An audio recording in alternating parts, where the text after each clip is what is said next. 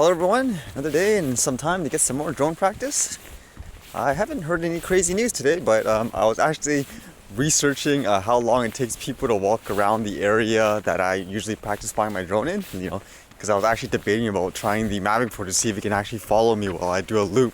I don't know if the 20 minutes or so battery to 27 would be enough for me to do that, so I was actually looking it up and I found an interesting fact. There's a lot of open field in the place where I fly, which is great, like for practice and stuff. Like I always assumed it was just, a park. It's basically kept that way, but apparently it used to be like a prison or something like that. Wow, who would have thought? Although yesterday talking to that gentleman who said he wanted to fly drones for hunting and stuff kind of got me curious just to research about the drone laws here more, and I thought it would actually be an interesting topic. Because for a person like me, I actually tried to research the laws, pretty diligently as a hobbyist flyer, because I wanted to try to do everything, as safe and legal as possible and so forth. But I actually found it completely confusing in many ways. Whoa! Where did that guy go? There it is.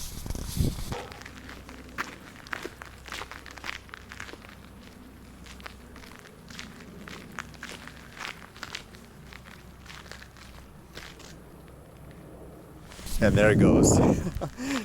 The other day, if you guys watched my other vlog, it actually jumped to the other tree from the other line, which is kind of funny. Yeah, so upon doing the research, from what I read, there's a lot of rules and restrictions for drones. But in general, for a drone like mine, like the Mavic Pro, apparently the weight is under a certain class where, as a result, it's exempt as long as you're doing it for hobbyist reasons. Like, for example, I'm not taking pictures for a real estate agent to sell his house and so forth, because that would fall under commercial rules, apparently. So pretty straightforward. To my knowledge, the basic rule was as long as you stay away from like an airport, for example, or places where there's other, aerial traffic, then you're good. As long as you're flying it, safely and so forth. But then as I read it, apparently, the language is very, very broad. Because if you read it even further, a lot of those rules that they post on the site, apparently they say they're recommended. So basically it's not actually a law at all. It's more of a recommendation that you maintain that. Yeah, and if you even look even further, like apparently for me with the Mavic Pro, I assume it's just classified as a UAV. But then some people were saying it's actually classified as a model aircraft where the rules are even more relaxed.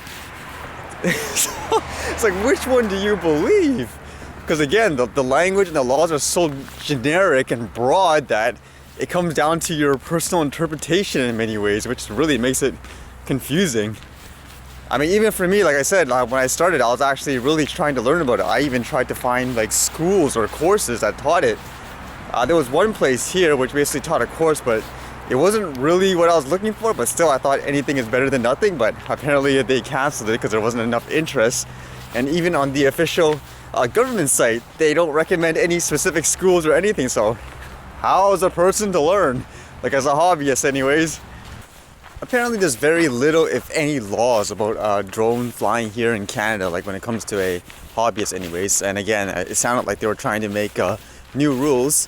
For me, like say, even if technically there's no actual rules of flying, like, in a busy city and all that stuff with the buildings and all that, for me personally, I wouldn't do it just because there's just so much that can potentially go wrong. I can imagine if the drone goes nuts, it falls from the sky, lands in the city, crashes into the car, and it's just a liability thing that I wouldn't want to be held responsible for. So for me, again, it's more about a safety thing where for me as a flyer, I'd stay away from it anyways, okay, just for the sake of safety. But it'd be nice to know if it was a little bit more clear whether or not it's actually a law or just a guideline.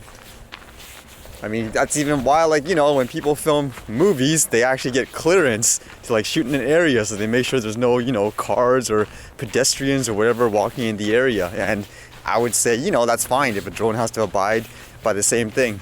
But for something simple, like if I'm out here, out in the open, there's no one here, and I can film, I don't see the issue with that as long as you're staying below a certain height and all that stuff. Why make it more complicated than it has to be? yeah, I'm still curious. I'm trying to test that follow me mode and stuff like that here. Because to my knowledge, the way it works is the follow me mode, it follows your remote, whereas at active track, it actually follows like the subject, so it uses the camera sensor and all. And I'm guessing the follow me mode is good for like here, like when there's like a lot of trees and stuff. So if you keep it above and walk, would you be able to do that? That's kind of something I was interested in doing. It'd be kind of cool, like when you're going for a hike or something like that, and it can actually follow you in the whole track and all that.